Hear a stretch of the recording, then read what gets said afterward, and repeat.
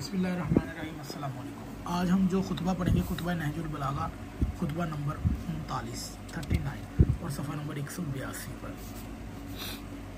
मेरे ऐसे लोगों से साबका पड़ा है जिन्हें हुक्म देता हूँ तो मानते नहीं, बुलाता हूँ तो आवाज़ पर लब्बैक नहीं कहते।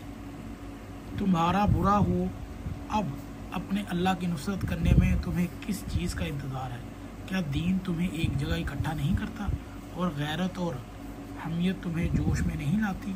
मैं तुम में खड़ा होकर चिल्लाता हूँ और मदद के लिए पुकारता हूँ, लेकिन तुम ना मेरी कोई बात सुनते हो ना मेरा कोई हुक्म मानते हो। यहाँ तक कि मैं इन नाफरमानियों के बुरे नताइज खुलकर सामने आ जाए। ना तुम्हारे ज़रिए खून का बदला लिया जा सकता है, ना किसी मकसद तक पहुँचा जा सकता है। मैंने तुमको तुम्हारे ही भाइयों की मदद के लिए पुकारा था, मगर तुम उस ऊँट की तरह बिलबिलाने लगे जिसकी नाफ में वर दर्द हो रहा, और इस लागर कमज़ोरी शुत्र की तरह ढीले पड़ गए जिसकी पीठ जख्मी हो। फिर मेरे पास तुम लोगों की एक छोटी सी मुतज़लज़ल कमज़ोर हो जाई इस आलम में। सफ़ा नंबर 183। इस आलम में के गोया उससे उसकी नज़रों के सामने मौत की तरफ धकेला जा रहा हो। सैयद रज़ी फरमाते हैं कि इस खुतबे में जो अल्फाज मुतज़ाइब आया है इसके मायने मुस्तरब के हैं। जब हवाएं बल खाती हुई चलती हैं तो अरब इस मौका पर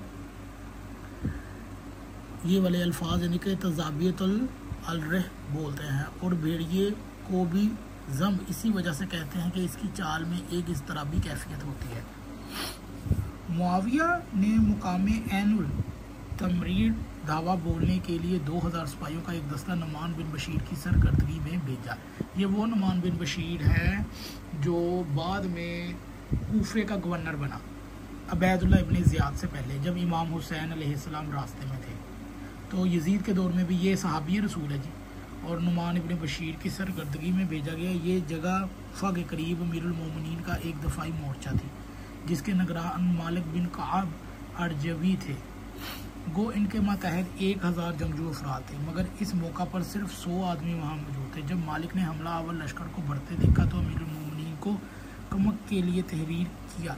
जब अमीरुल मोमिनीन को यह पैगाम मिला तो आपने लोगों को उनकी इमदाद के लिए कहा, मगर सिर्फ 300 आदमी आमादा हुए, जिससे सिर्फ बहुत बदूल हुए और इन्हें जंजियो तबी करते हुए ये खुतबा इरशाद फरमाया कि हज़रत अलैहिस्सलाम खुतबा देने के बाद जब मकान पर पहुँचे तो अदी बिन हातम आपकी खिदमत में हाज़िर हुए और कहा कि या अमीरुल मोमिनीन, मेरे हाथ पर बनी तय के 1000 अफराद हैं, अगर आप हुक्म दें तो इन्हें रवाना कर दूँ। हज़रत ने फरमाया, अच्छा नहीं मालूम होता कि दुश्मन के सामने एक ही कबीले के लोग पेश किए जाएँ।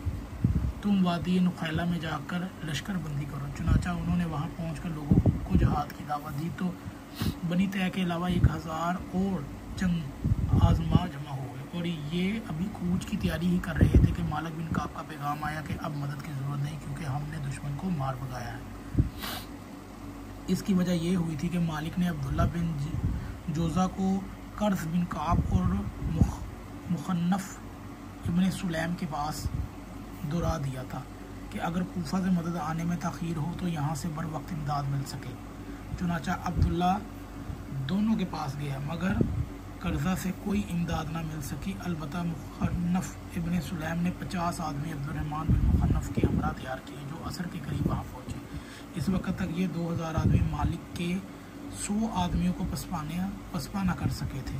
जब नुमान ने इन 50 आदमियों को देखा तो ये ख्याल किया कि अब इनकी फौजें आना शुरू हो गई हैं, लिहाजा वो मैदान से भाग खड़ा हुआ, और मालिक ने इनके जाते जाते भी अकब से हमला करके उनके कितने आदमी को मार डाला, कितने ही आदमियों को इनके मार डाला। तो ये था सफ़ीन का एक और मंजर कि कैसे अमीरुल मोमिनीन अलैहिस्सलाम को कूफे के लोग, बसरा के लोग और मदीने के लोग जो जिहाद पर नहीं आते थे धोखा देते थे। तो आप सिर्फ अहले कूफा का नाम ना लिया करें। क्या मदीना वालों पर यह वाजिब नहीं था? क्या मदीना वाले हज़रत अली की बेयत में नहीं थे? वो मदीना वाले ही हज़रत अली के मुखालिफ खड़े हुए थे, तो हज़रत अली कूफा वालों को ये चीज़ें कहते थे। अगर आपको ये वीडियो अच्छी लगे तो इसको ज़रूर शेयर कीजिएगा।